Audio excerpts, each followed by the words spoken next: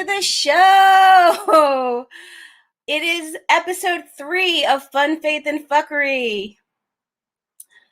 I am super excited to be here.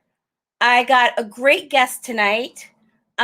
So this is Fun, Faith, and Fuckery, the show that brings you more play, pray, and slay into your day. I'm Nikki Bailey. I'm a performer, writer, and Emmy-nominated producer. I have a Master of Divinity degree, which means I went to seminary, and now I do this. Yeah. I am so excited about the show today. We have an amazing guest, my friend, who is a minister and a doctor of education, Reverend Dr. Seth Pickens. And before we talk to Seth, though, I want to talk a little bit about crying. I know the show is called Fun, Faith, and Fuckery, not Crying, Faith, and Fuckery, but you know, crying often comes with the fuckery, so we got to at least acknowledge it, right? That's all I'm saying is we have to acknowledge the fact that crying is a thing. And so this week I was looking at the religious news service, and they had an article, an op-ed piece written by a man who wrote about crying as a spiritual practice. And I was like, what is this dude talking about? Okay, because I'm not about crying on purpose. It makes no sense. This man, when he was in seminary, he's a minister, he realized that he wasn't crying. He never cried. And he wanted to explore that a little bit because he felt like he should have more access to the full range of his emotions. So he decided to take on a practice of crying every single day. And it became a part of his spiritual practice. And I thought this was insane. I'm not going to lie to you. I thought this was just pure crazy. Why would anybody cry on purpose? Why would you want to cry? It makes no sense to me. But this guy thought, I'm going to do it. I'm going to cry every single day and see what I can learn from crying. And I find crying hard. I associate crying with depression. And so for me, I'm not going to choose to cry. Because for me, it leads to, in my mind, it's like saying, oh, I'm going to choose to be depressed. That's not what it is, but that's what I think of it. And so this man, he quoted a Yiddish proverb that says, what soap is for the baby, tears are for the soul. And he talked about crying being cathartic, a way to release negative energy, or a way to release stress. And he actually talked about in Japan, they have crying clubs. They have crying events. You can go to an event and cry with other people in community. So if you're watching the show, let me know you're here. Go ahead and comment, say hello, comment on crying if you want. We're talking about the practice of crying as a spiritual practice. And so this man talked about in Japan, they have this thing called rui katsu, which means tear seeking. And it's crying on purpose in a communal setting. And it was originated by a man named Hiroki Tarai. And now it's being moved forward by another man named Yoshida. He calls himself the tear teacher, and he claims to have brought 50,000 people to tears so far in his practice. He holds these events where he shows people moving images and sentimental images that evoke crying as the emotion. And he says that the type of tear is actually really important. So there are two types of tears. There's the tears you cry reflexively, like if you stub your toe or if you're chopping onions. And then there are tears that you cry because of an emotional response. And those emotional response tears are where all the good yumminess is. That's where all of the release and the stress relief is. So I thought we could talk about crying, and we could talk about the spiritual, physical, emotional, and social implications of crying. And in the spiritual world, you look at the sacred texts of almost every religion. There's a lot of crying in it. Like as a Christian in the New Testament, the shortest verse in the Bible is Jesus wept. And it's when Jesus actually was crying at the grave of Lazarus before Lazarus was resurrected. And if you read the Bible, there's all these references to crying and crying leading to transformation. So you've got people who are wailing and lamenting that some awful thing has happened, and the way that they handle that is to cry. It's crazy to me. I don't cry unless I have to, unless it's forced upon me. But the idea of crying as a practice that we do to sort of manage our emotions and manage our spiritual lives.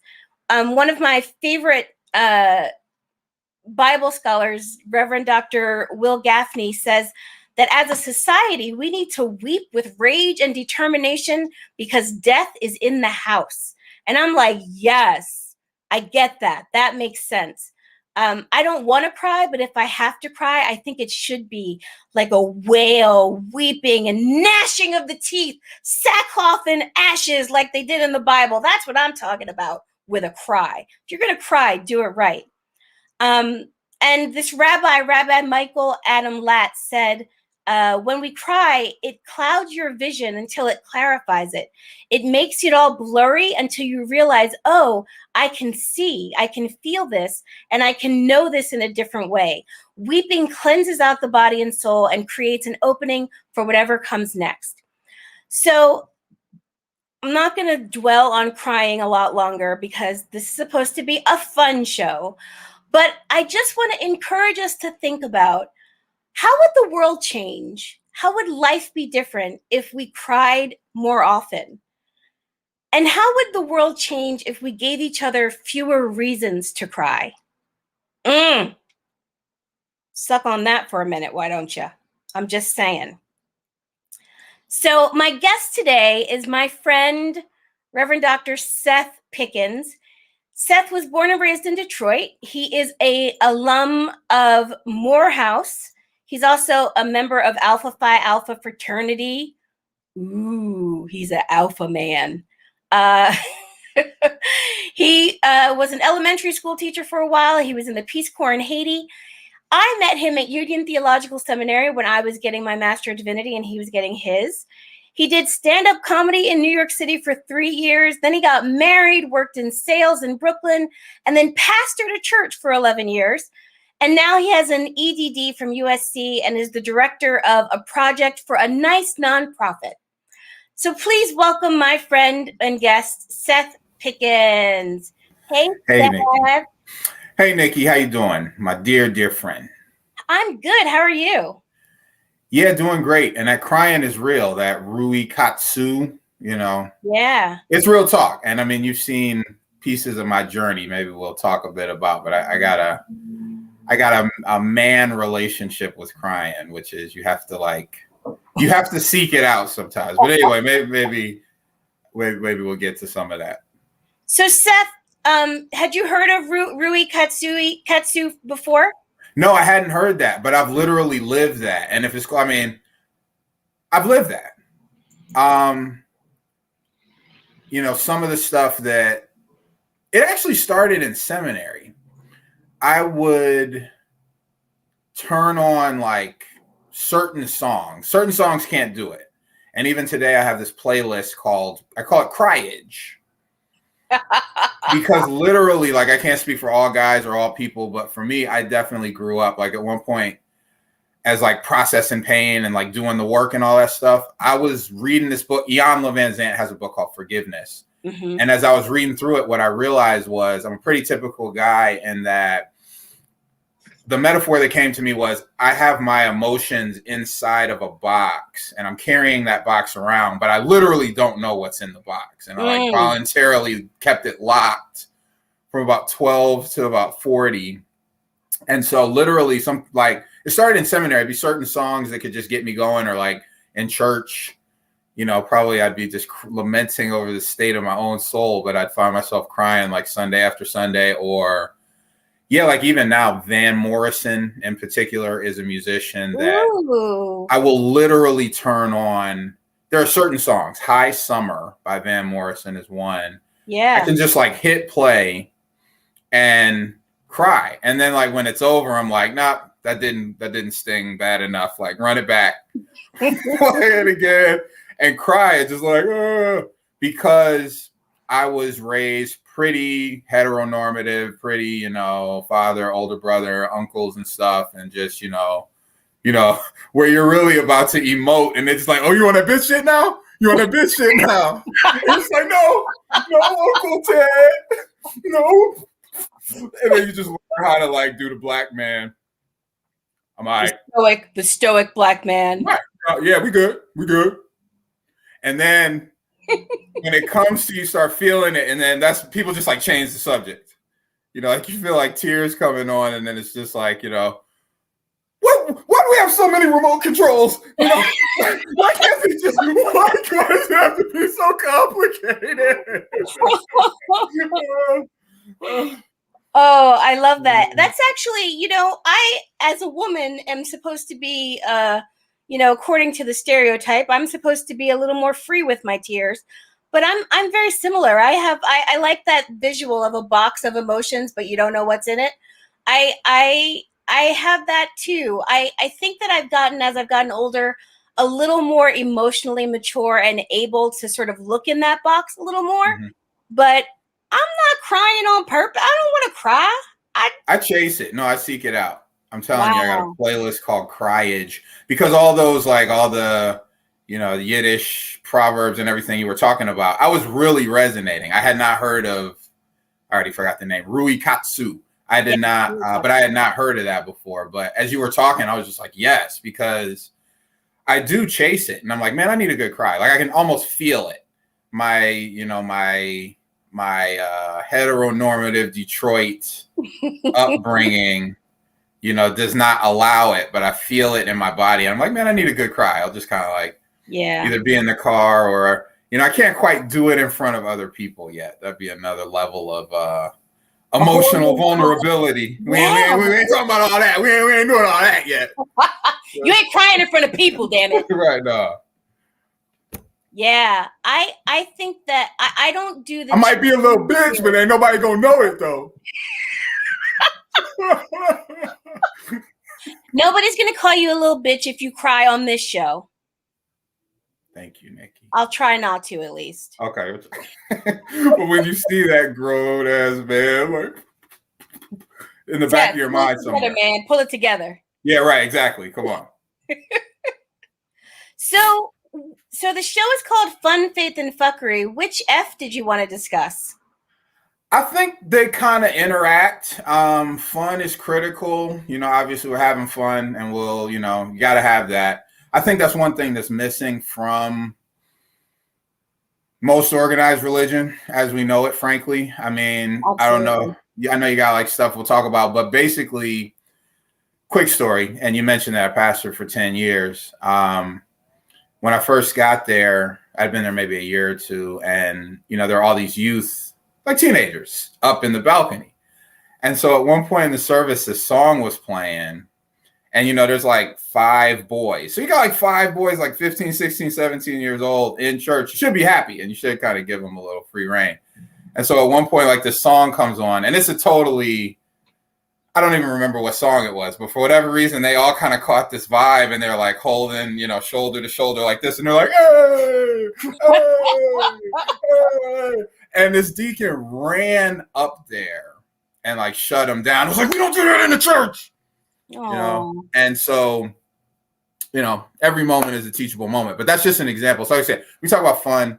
If I had to zone in on one, I'd probably zone in on fun, but I know we're going to get to all three. We're going to get into the fuckery. We're going to talk about it, Seth. Before we get into that, you sent me this really awesome picture that I hadn't seen in years. This is us in seminary. This was in my apartment, I think, that I share with Leah and Kim. Absolutely, yeah. And you were over we were having a party. Absolutely. So that's taking it way back, because look how young we look. Yeah, good black don't crack, though. Okay. I know that's right. Yeah, no gray hair, right. Yeah, that's got to be, 2003, I think. Oh, wow. That was way back when. Yeah. Yeah. Awesome. So tell me, you were a pastor in a Baptist church, yes? Yep.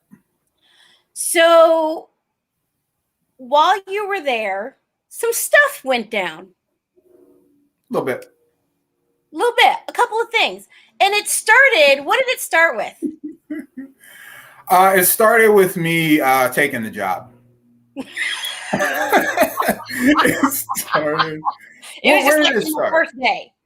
Yeah, I mean, there was always, I think the bottom line was that I came with, for example, I mean, like you, and we're not like exactly identical, me and you, Nikki, but kind of theologically, there's a need to just keep it real. Absolutely. And so when I came into this, 80-something-year-old at the time, like 90-year-old, I think, Baptist church, historical, took themselves seriously. This was the doctors, lawyers, teachers type of context. And I would come in. Where did it start? When I say it started, like when I came in, literally, yes. But one of the first things was I did a dialogue with a group of atheists. There's a group of Black atheists called the Black Skeptics Group, led by Sakivu Hutchinson, great sister. And so one day she just comes into the church, like on a weekday, I'm there. She just walks in the church and she's writing a book about basically how like the Black church ain't shit and like isn't doing anything and in South LA and beyond. And, she's making this argument for atheism and skepticism. And so she comes in and we start talking and we hit it off. And I was like, when she was like, well, I'm an atheist.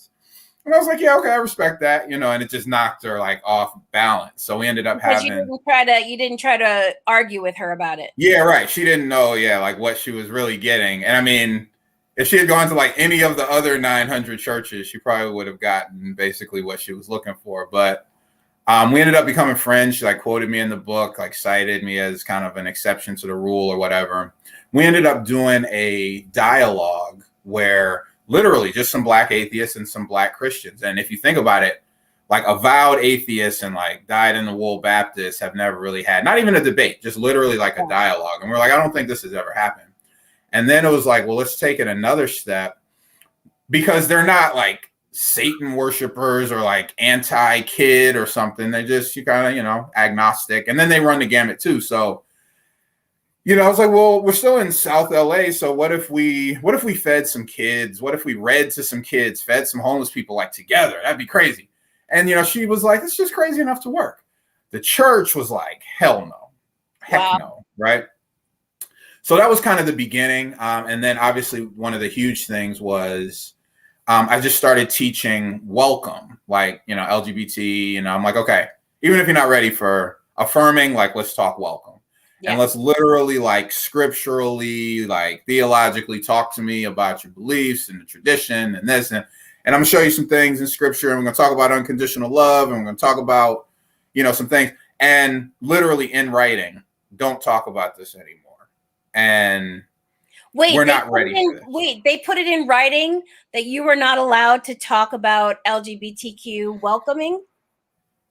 Yeah, pretty much in those words. Yeah. Wow. And I have so many receipts. I'm just going to respect, the Lord's church here, but I'm not under any sort of, gag order at all. I'm really not. Right. There's no NDA keeping you from talking about it. No, I mean, if they had thought to buy me off, maybe there would be, but, unfortunately they didn't. So here we go. So yeah, literally in those words. So that was the beginning of it.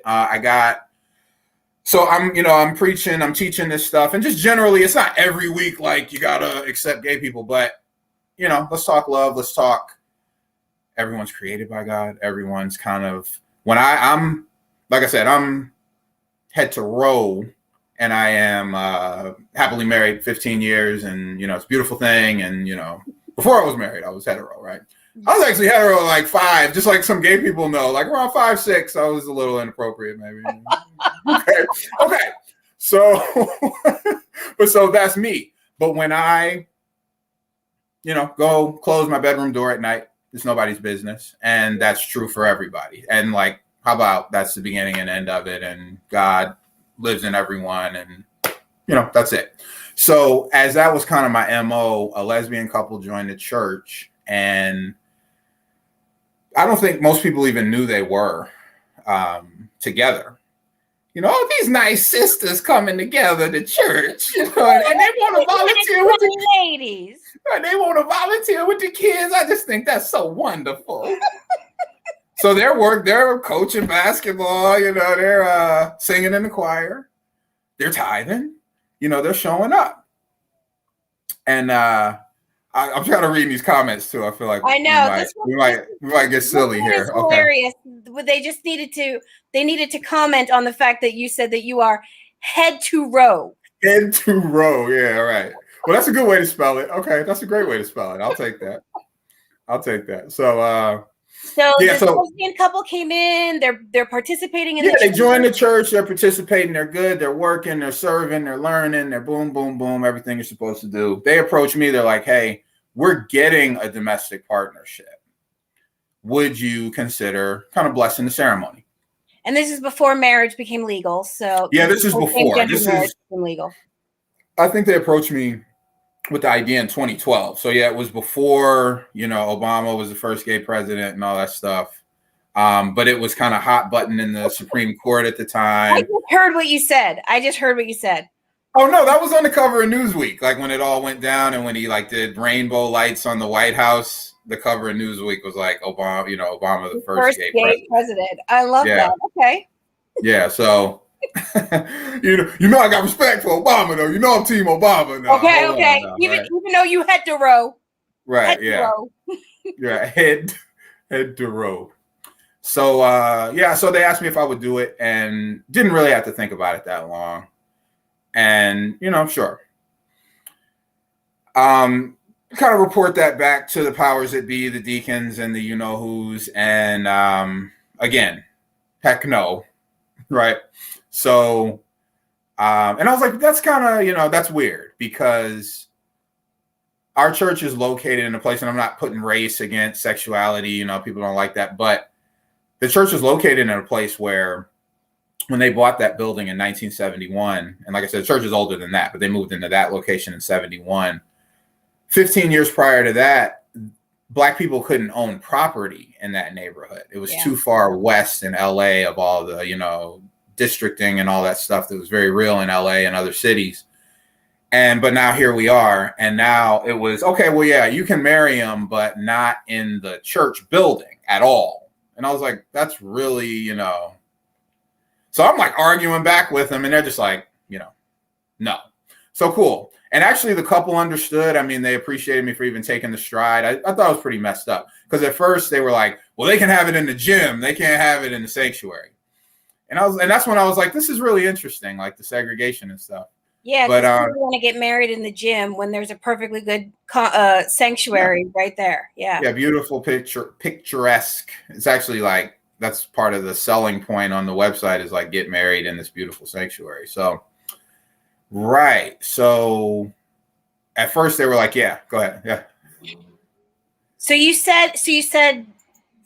they wouldn't let them get married on the church grounds. Yeah, no, at first it was in the gym, which is still on the grounds. But I was like, wow, that's messed up. I actually went back to the couple, said that to him. I was like, I'm really sorry, but that's kind of, I'd only been there maybe 2 or 3 years. And I was like, I'm willing to do it, but that's what's being said. And so they said, okay, fine. You know what? We'll just do it in the gym. I go back and I say, well, yeah, they said they'll do it in the gym. And then it was like, no, they can't do it in the building. So they actually did it in a park. I should have known then. That was 2 years into 11 years, right? But then, Seth, you went and wrote an article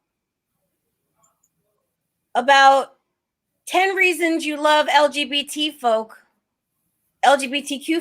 Were you trying to get fired, dude? What was going on? One of my best friends always said that. He was like, dude, you're going to get fired. This lady asked me to write a column in that little local Inglewood, South LA newspaper that her and her husband were publishing. And she asked me to write a column. And so I said yes. And so I wrote for several weeks. I wrote on a lot of different topics. And then I think I kind of got in this groove of top 10 lists. And I was having some fun with that. So I was like, you know what? let's have another teachable moment here. 10 things I hate. I mean, I love, right? Yeah. About, LGBTQ folk.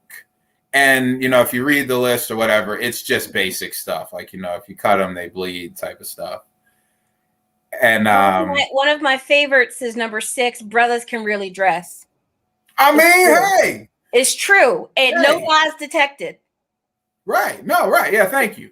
And people can probably dig that up and find it if they really want to find it. But yeah, that was really when I really started getting in a bunch of trouble. Because even the wedding, we did it off-site. But I posted pictures on Facebook, and literally one woman in a black tux, one woman in a white wedding dress, and it was not taken well by a lot of people, and really tried to convince folks. And like I said, it was hot in the Supreme Court at the time, and I just kind of saw a little bit ahead of my time. If I do say so myself. You for yourself, you were.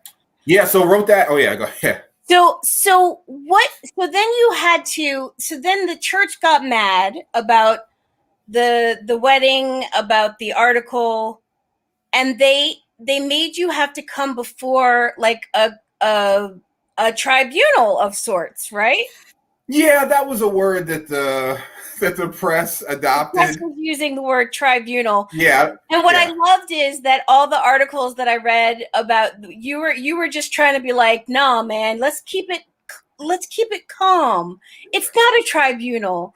We're all getting along. It's fine. God's church. I'm just happy to pastor God's people, right?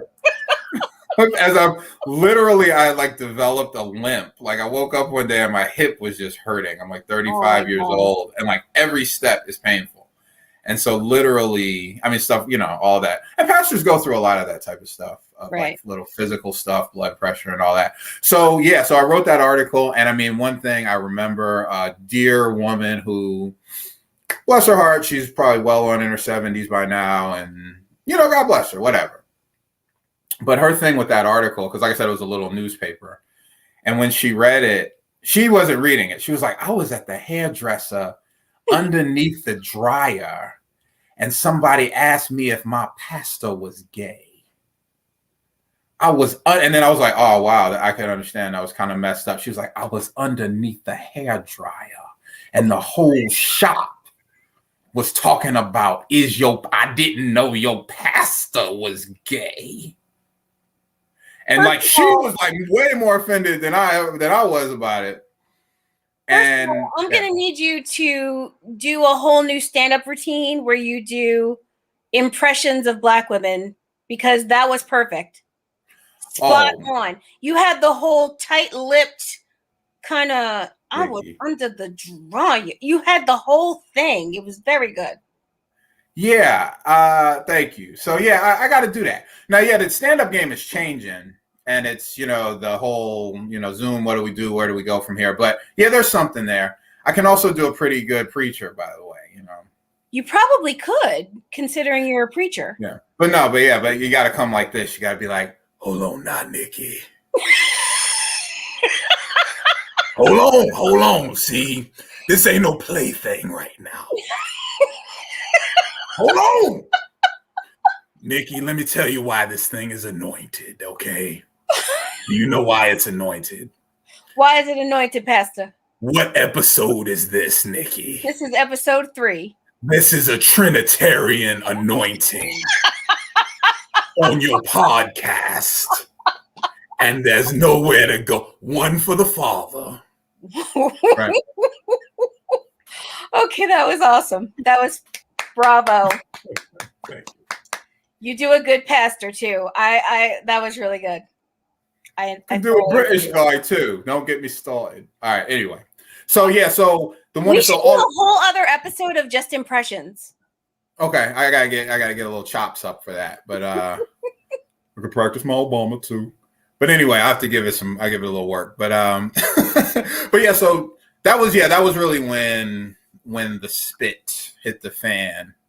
So what happened at this tribunal, or this talking to that you got? And I think that, well, what happened? It was just kind of calling me out on the carpet of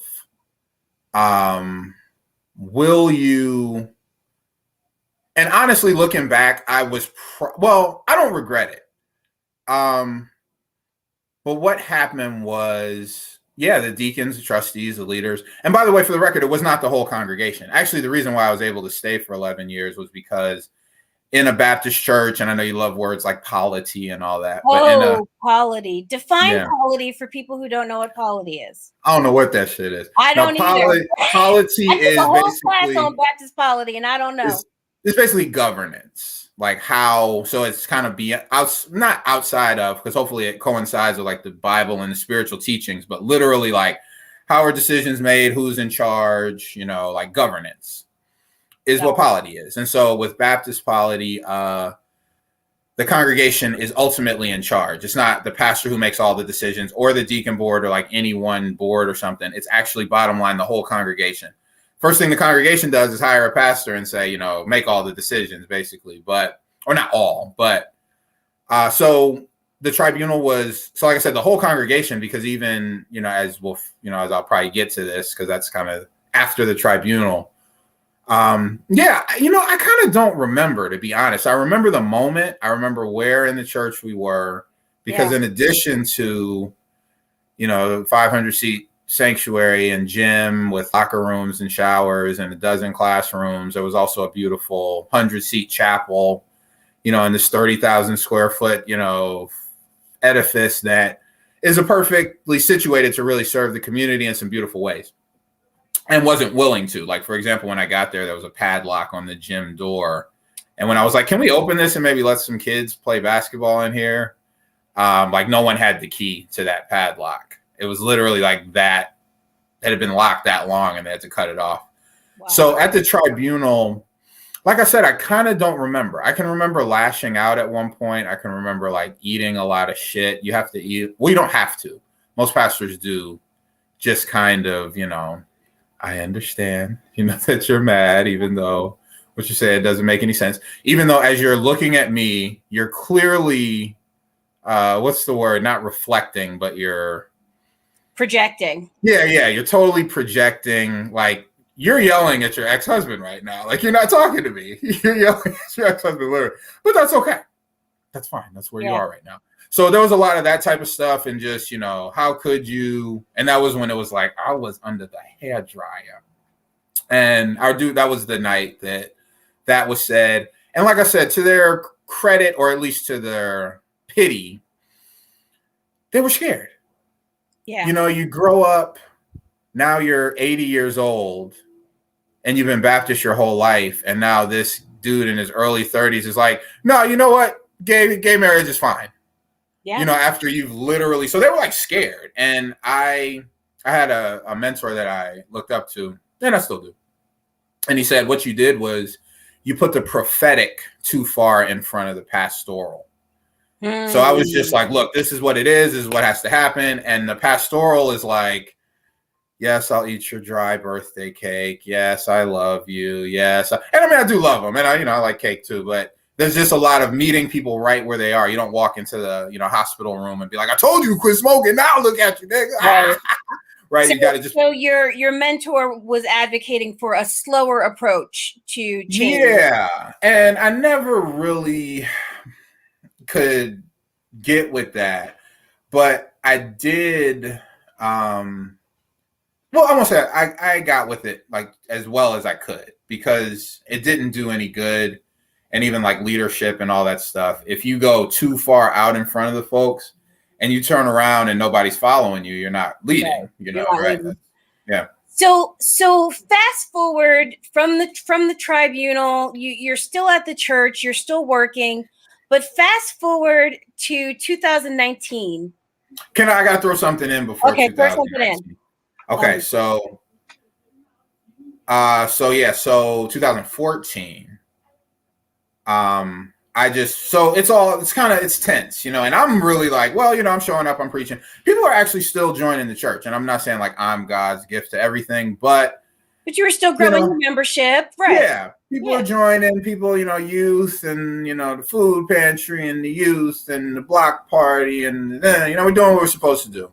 And in 2014, I just, one day I get a call like, meet us tomorrow at 5:00 at the church. And I email back like, okay, yeah, what's the agenda? No answer.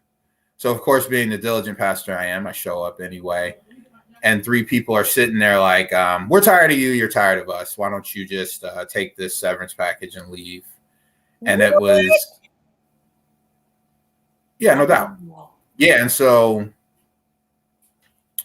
I looked at it and, looked at the amount they were talking about. And, it wasn't enough to get me out. I mean, if they had really made me an offer, I was like, make me an offer, damn, Right. For the right, but you had a price. Oh yeah. I mean, yes. Yeah. So as far as leaving, because I could go do the same thing somewhere else, and maybe it would be a better fit. So, but I just really felt that I was supposed to turn the tide. The church was stale. The church was, and I'm not saying it was dead, because God bless them. And building was paid for. I mean, that's something. Money in the bank, and they're doing things. It wasn't totally dead, but needed kind of a 21st century injection, in my opinion. And I was there. I felt I was there to do it. So it was just like, leave. And I was like, yeah, no, I don't think so. I think we should probably, back to the polity, we should probably just have a congregational meeting, because the only way I could actually be fired in Baptist polity is if, and it depends on the church, but basically the congregation has to vote you out. Right. So literally we'd have to have a meeting, 2/3 of the congregation, and then in my case, 2/3. It took me 2/3 to get in. It would take 2/3 to get out. So they were like, okay, let's have the meeting. And by the way, you're suspended, until we have this meeting. We'll let you know. So, but I got to tell you, so I was actually suspended 4 times when I was there. This was the most egregious one, except for the last one, like when you said 2019, which we'll get to. But I was suspended with pay. And like somewhere deep in my soul, I had always wanted to be suspended with pay from a job. I'm serious. Like as a kid, I remember they were like, the police officer is suspended with pay pending investigation. I was like, suspended with pay? That's the life. Right. I was like, thank you. So when they said that, there was part of my soul like, okay, everything gonna be all right. So we had the meeting. Very contentious meeting. People, threatening each other, people yelling, people crying, people, like literally I've been there 5 years, this core group of people, which includes my sister who was underneath the hairdryer. 5 people get up and they lay out every mistake I made in 5 years. And I'm not saying I didn't make any leadership mistakes and stuff, but literally like, and then, oh yeah, and by the way, he doesn't teach what the Bible teaches. Wow. And so then when it's my turn to talk, I'm like, well, you guys know me and, the growth and what we've done and, my heart. And, basically it's up to you. If you vote me out here tonight, I will leave and, you won't see me again. Don't worry about it. But if you actually want to be about some real shit, then, vote for me. So vote comes and I won the vote. But there were like 40 something people that were like, no, yeah, vote him out. Wow. And that's a lot of people. Yeah. Especially when most of them don't actually leave the church. They just kind of come back like, okay, we're going to try this again in a couple of years to get him out. Wow. And, you're supposed to, once that vote takes place, like I said, if I had been voted out, I literally would have like put my little stuff in a box, told them ship me the rest of it, and they wouldn't have seen me again. And I really was like prepared for that. I had a feeling I was going to win the election. Like all right in there were lawsuits. There was an attempt. I was sued. They tried to, and like I said, it's not the whole church. It was about like 15 people who really they had been there 50 years. And when I came, I was just taking them in a direction they didn't want to go in. And literally stuff like, who are all these new people joining this church? I don't like this. I like our little church type of stuff. So that's where they were. That's just where their minds and hearts were and stuff. So we have that big meeting. And I'm supposed to, like I said, we're just supposed to accept the results. So when I won, I was like, okay, well, let's start healing. Let's move on. But a lot of people, kind of weren't ready to. So, 2014. Okay, so 2015, 2014 through 2019 was basically a struggle of me trying to get things done, anything significant I would try to do would be, basically shot down by the deacon, shot down by the trustees, little sabotages, big sabotages. I'm still just pushing forward. I'm exhausted. And at one point I'm like, hey, I've been here about 7 years. The Lilly Foundation says, I think it was like 16, 17. Lilly Foundation has this great thing where it's called clergy renewal. And if we just write this proposal together, they'll give me $35,000 to literally just go on a sabbatical, and the church gets $15,000 to pay for supply preachers, and you can do workshops or whatever. Let's just write it up. And they're like, you don't deserve a sabbatical. We're not doing this shit, nigga, right? Literally. Wow. And that was one of the more painful moments, really, because like blood, sweat, and tears, Sunday in, Sunday out, married, buried, loved, blessed your babies, baptized, taught, led, strategized, agonizing. You ever try to preach a sermon every week and you can't come? It's not like I got a type 5 and then I can just work that type 5. It's like you got to come. Well, you have to do a new one every week. Yeah. And so 2014. Yeah. So I get the vote. So yeah, fast forward to 2019. So fast forward to 2019, I get a message from you inviting me to church. And you don't say a whole lot about why. You just say, some stuff's going on. Could you come to church? And it's Mother's Day. So I go to church, and I'm going to just show this little clip. Oh, my God. I haven't seen this. Of what went down at church that Sunday. So let me get it. So I came to Seth's church today, and there's some scandal happening, and they've now just closed the service down. This is sad. Wow, This is really sad. But like, came to worship. It's bad. Yeah, It's bad. it's bad. I'm sorry. That's not your fault, sweetie. I appreciate you coming. It's okay. I have never seen anything like this. I am thoroughly scandalized. Come on, let's go support my brother. I've never, in all of my days, seen anything such as this. The Lord Almighty is with us. The God of Jacob is our fortress. Amen. Amen. Not exactly where I expect it to be, but good news is God is everywhere. Amen. So they actually told you not to come to church that day. You came anyway, and they shut the service down. Yeah, rather than have me preach. Yeah, on Mother's Day, which is, everyone knows, one of the more important days. So how we got to that point, like I said, all this stuff was building up. And when I really look back, and my wife and I have, processed all this stuff. Well, actually, I'm probably not even fully over it yet, but, having a job that pays better than that job doesn't, it helps. And, 2 years of space. Soothing balm. Yeah, it helps. And then having, that was 2 years ago. So, there's been quite a bit of healing. But like I said, basically from the beginning, all this stuff. And when I look back, I probably should have left about like 2 years in. It probably just should have just left. But somewhere in my mind, I would have felt like a quitter or a loser if I had left in 2 years. So instead, I just felt like a quitter and a loser after 10 years. But wow. So yeah, that's how that all came about. And it was, like I said, anything I did, you kind of get to a point where, like I said, the first year they say the first year a pastor can't do anything wrong, and then the second year they can't do anything right. And then that basically just continued, in a lot of people's minds and hearts. And even people that I really like, I buried, like I was underneath the hairdryer, like, buried your mother, and, pretty tight with the eulogies too, I must say.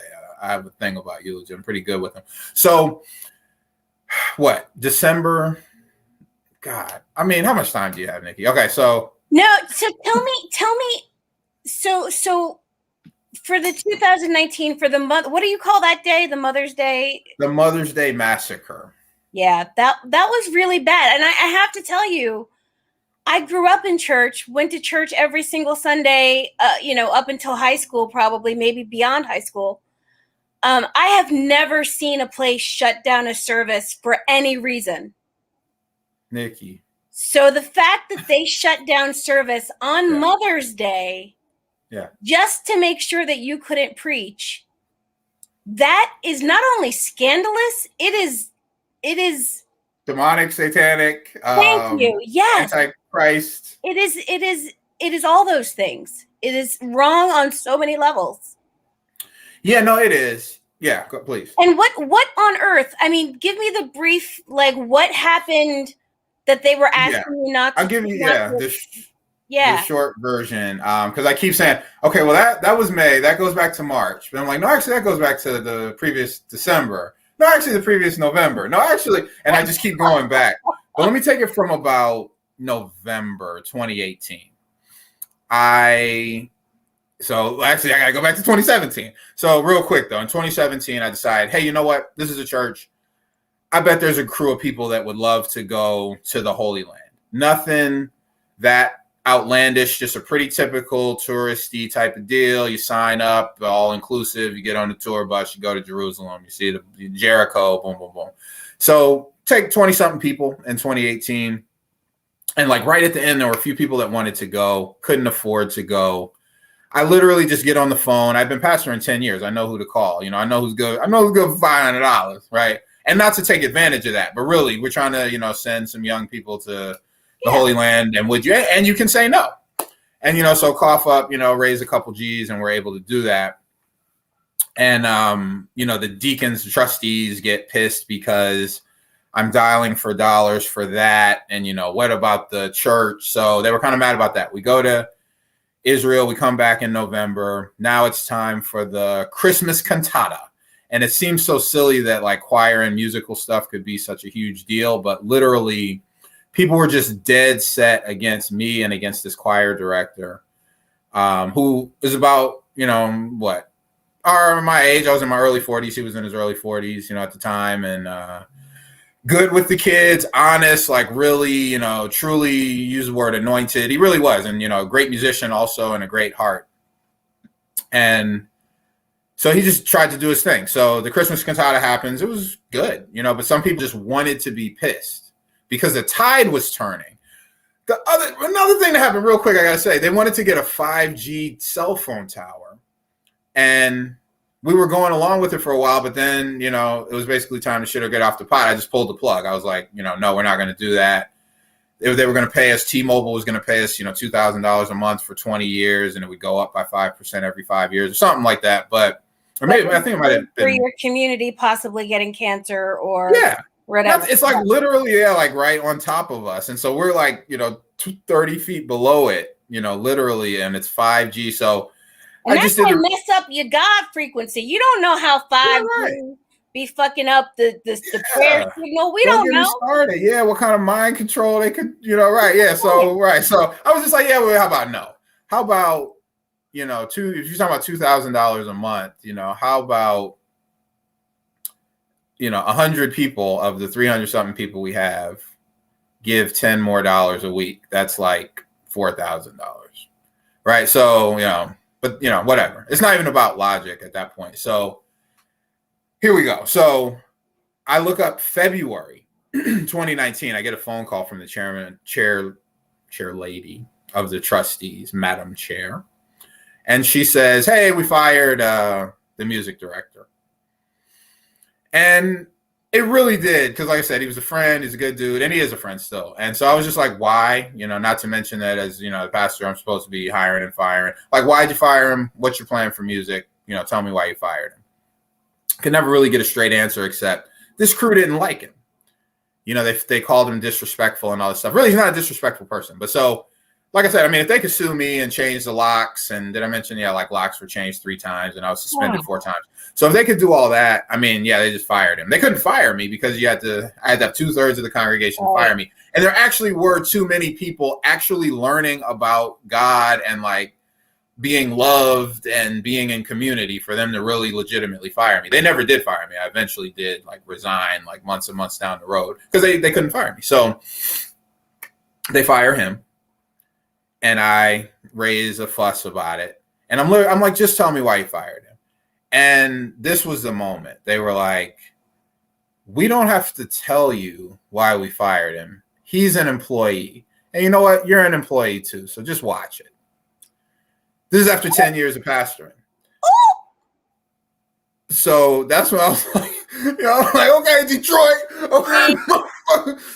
Right. So then so I'm still like, okay, so it's February and I'm like, hey, you know what, guys? Lent is coming up. How about 40 days of fasting, prayer, consecration, and then we'll just see what the Lord has to say about all of this. How about that? They're like, nah, we ain't about that. Nah, I don't think so. We're not doing that. Like, really, seriously. So then I'm just like, wow. So I literally still have a little prayer meeting for a few nights, just trying to get on some prayer, some unity. And, still, like I said, I was such a fool, really, in many ways, but very earnest. So were you a fool or were you just really hopeful that the tide would turn? Yeah, I was hopeful. I believed, but in retrospect, the thing that I really have had to forgive myself for was not seeing the writing on the wall. And that's what I mean about being a fool. Because I really, even up to that day when they were like, we don't have to tell you, and you're an employee too, so watch it.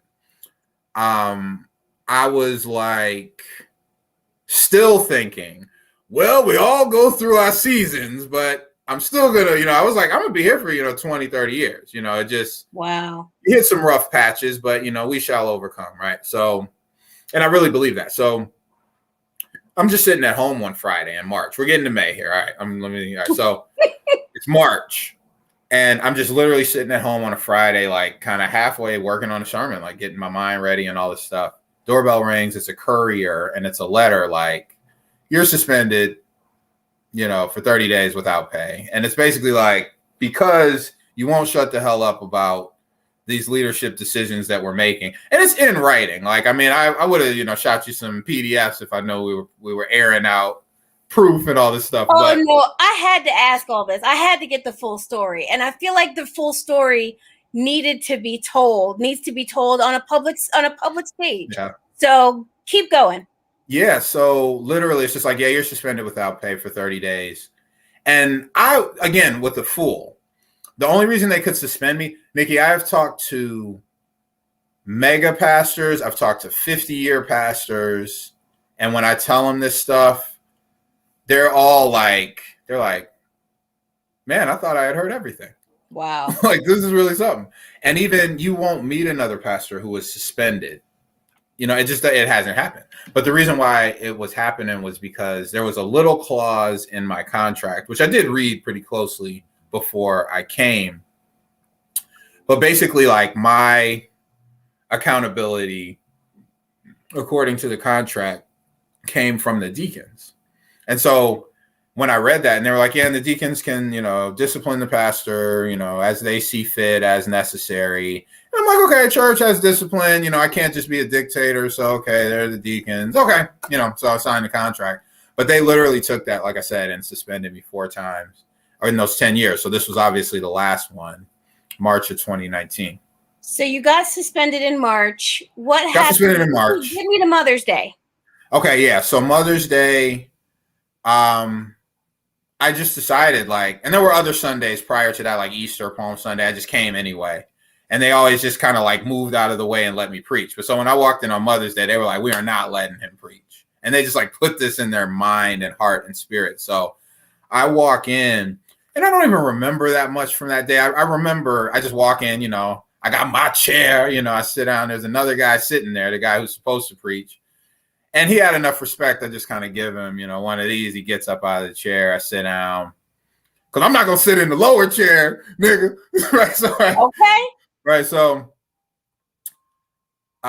yeah, so I'm sitting there, and one of the deacons like comes up to me in the pulpit like very calmly, and they're like, "You really need to get out of here, man."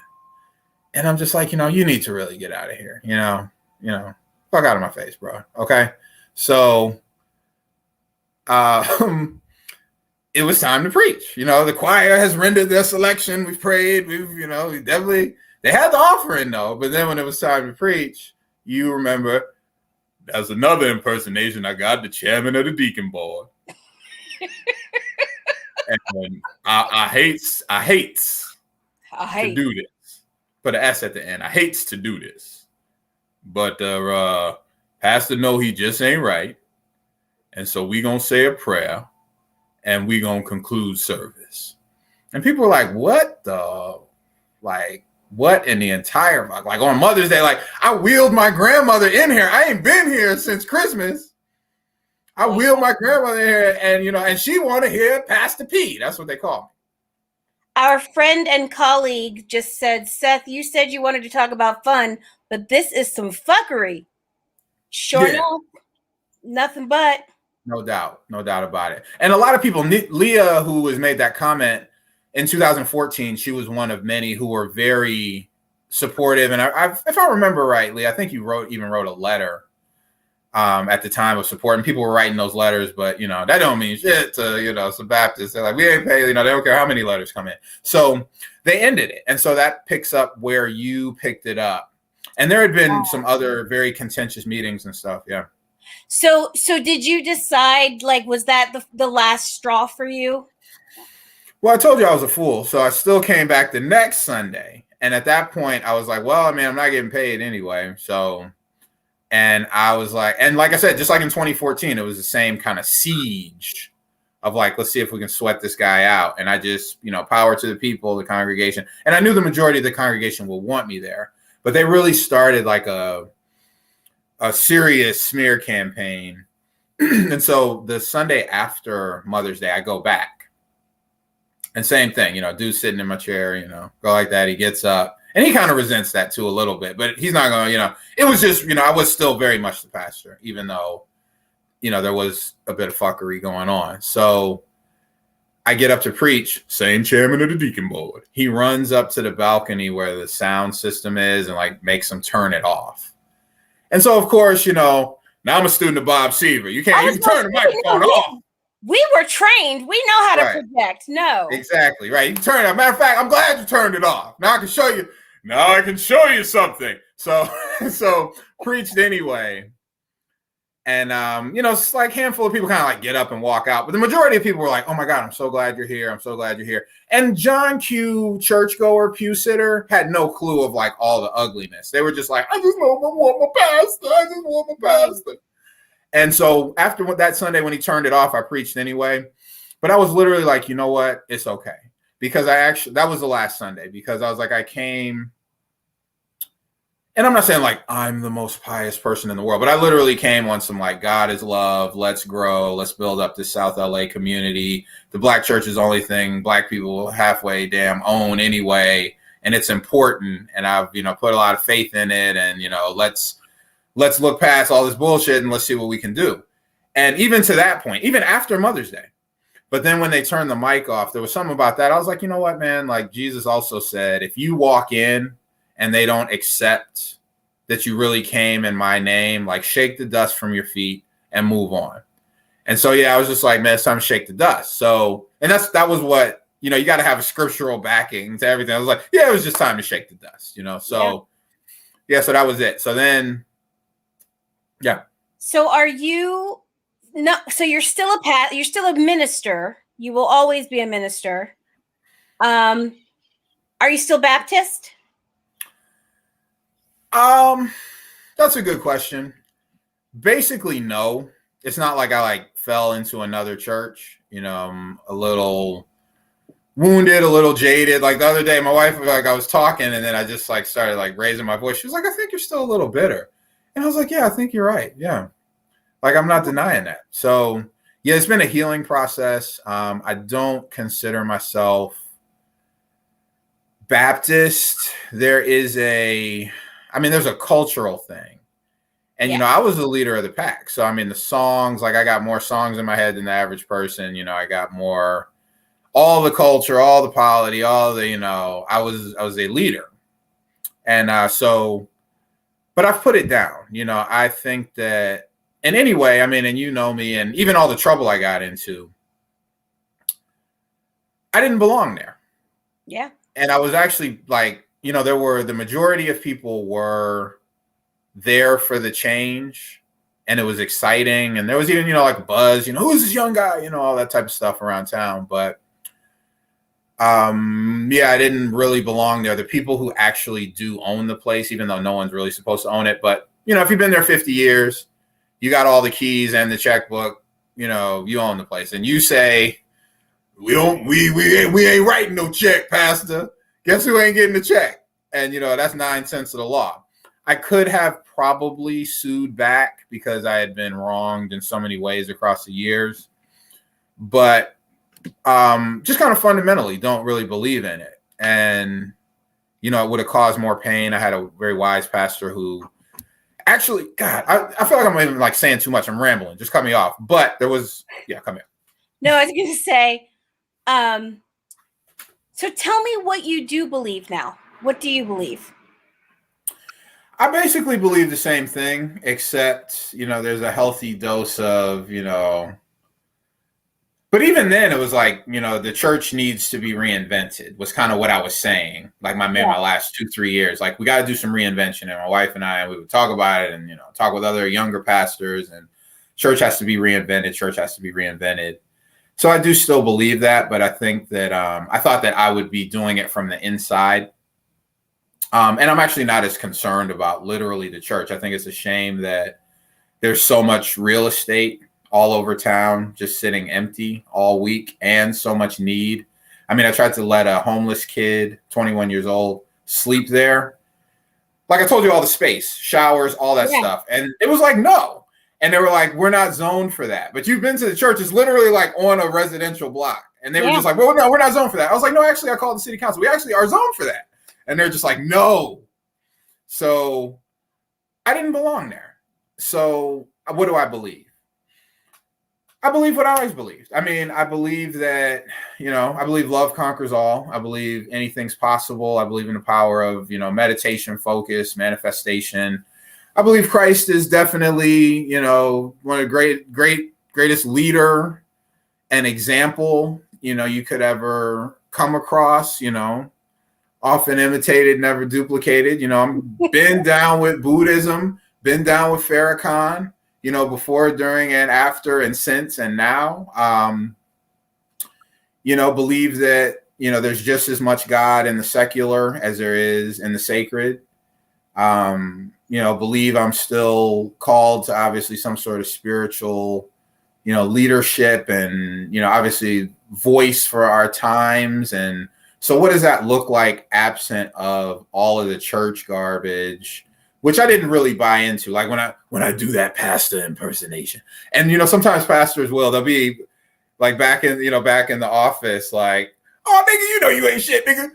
I'm gonna see who can drink more bourbon when this shit over, though, nigga. I'm gonna see that. And then they come out in the pulpit like, come on now, give him some praise. Come on now, you can do better than that. Let everything that hath breath. You ain't shit. Ain't shit and living a lie. I love my brothers now, and sisters, and I will say, like, John Q. Pastor has a good heart. Sure. And so when I say like you ain't shit, I'm not gonna be like, man, he was talking bad about us. Like, and they're still my brothers, and there's fewer sisters kind of in that Baptist context. But that was another thing. I had no issue with women preaching, and I had women in the pulpit, and I had zero issue with it. And that was controversial because they never did that before. And I tried to teach it. There's a few key scriptures that I think could speak to that. But so that's what I believe. So now you work for a nice nonprofit, but you also started a ministry, or I don't know, do you call it ministry? The discernment fast. Is that you sort of taking your ministry online? Somewhat. I've always learned by teaching. that's one of, I mean, you can learn just reading a book or something, or sitting, and we learn by learning, like sitting in a class. But basically, since I've been a pastor, and that's really been a huge part of my responsibility, I'll just show up one day, like, what we're going to talk about? Financial literacy. And everyone's like, oh, okay, that's good. But I'm literally like, let me brush up on this. Let me figure this out. So, the discernment fast, it came out of, timing wise, like I said, if May 2019 was my last Sunday there, the rest of 2019 was a textbook depressed type of, situation. And probably the low point was, by November, I was like, so you go through the stages of grief, right? Of denial, anger, bargaining, depression, and acceptance. Yeah. And so my bargaining stage was, I got a job working at the post office, like literally delivering mail, because for the holidays, they always hire extra help. So this is December 2019, November, and I am literally driving the truck, walking 10 miles a day, delivering mail, and I'm helping this other guy who's been there longer. And this is Morehouse. This is 10 years of pastor. This is, earned doctorate from USC. This is Alpha Phi Alpha. This is, this is Reverend Doctor. Family, though. This is a man with a family. Yeah. Yeah, no doubt. Reverend Doctor. Yeah. So the bargaining was, okay, fine. If I just get a job, maybe it'll take the pain away. And it was just a holiday deal. But what was like really hilarious and sad was on my first day, I'm with another guy who's been there, a while. And he's younger than me. And I'm there, and I'm not even wearing my glasses now, but like I had glasses on, and I don't necessarily look like, maybe I do, maybe, but I didn't to him.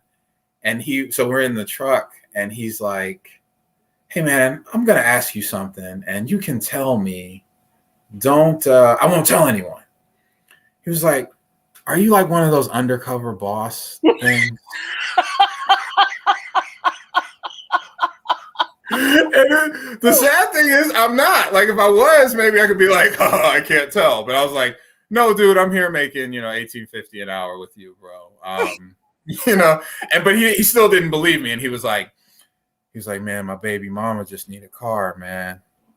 And he really thought I was like undercover boss. Undercover boss. I love it. Yeah, he really did. He really did. Wow. Yeah.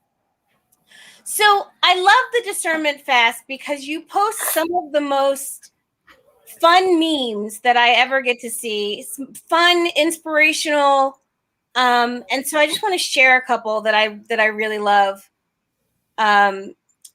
This one is some poor phoneless fool is probably sitting by a waterfall somewhere, totally unaware of how angry and scared he's supposed to be. I love it.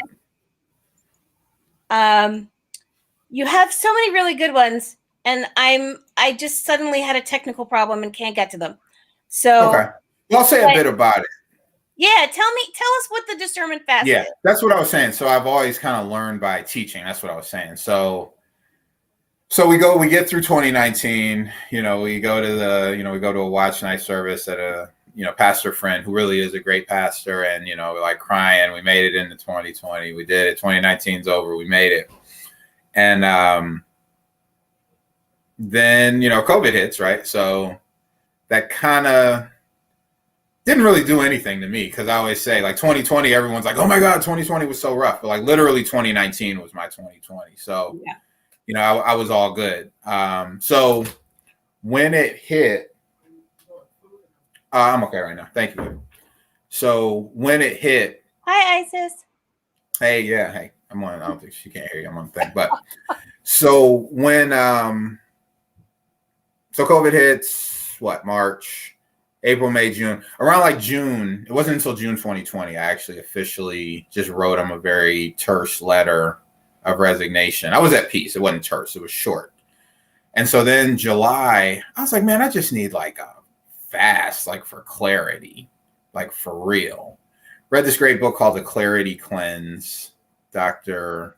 Habib. He's on Instagram. Great stuff, Clarity Cleanse. So I was like, yeah, well, let me, and I also was still leading a group of folks. It was about maybe 20 people who were meeting on Zoom, and they really were like checking for me, like the preaching and the teaching and stuff. And that was huge that they were there for me, and not just there for me, but like really listening to me and like affirming what I was about and, making contributions and stuff. So that was huge. And so really for them and for me, I was like, man, we got to do a fast. And it was really like, no, I got to do a fast. But again, learning by teaching. So Isis and I wrote up that toolkit, which is available. If you go to Discernment Fast on Facebook, you can see all that. And it was really just literally a 40-day fast of like, I'm just going to like only eat between 12 noon and 8 p.m., no drinking, no smoking, no drugs. And that was basically it. And that was it. But we wrote it up. And so there's recipes in the toolkit. There's, little sermons written out, scriptures, word of the day for each of the 40 days. And the idea of putting it on Facebook was actually kind of an afterthought, because I was like, do I really want to put it on Facebook? I mean, there's maybe like 25 people doing this. Maybe I'll just text them. Do I need to put it on Facebook so it can be some stupid group with, 16 people on it? But put it out there and just started posting, a meme every day or two that most days that just kind of speak to my theology. And what's beautiful, that one that you posted was actually posted by someone else that I've actually never met that person, but it's kind of grown into this community of, several hundred people. If it was a church, it'd be like in probably the top 10% of as far as how many people are showing up for it and there for it and liking it and engaging and sharing and liking and loving and commenting and all that stuff. So it's kind of a little family for sure. I really love it. I look for them for the things you post on the Discernment Fast, because I often think to myself, when you post something, I think to myself, somebody needed to hear this. I don't know who, that I don't know who needs to hear this right now, but yeah.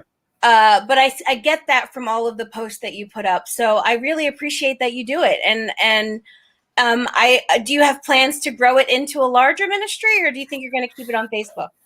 I think that will probably just continue to live on Facebook. But what is coming, that nice nonprofit, is I'm actually working, I'm like kind of smack dab in the homelessness scene.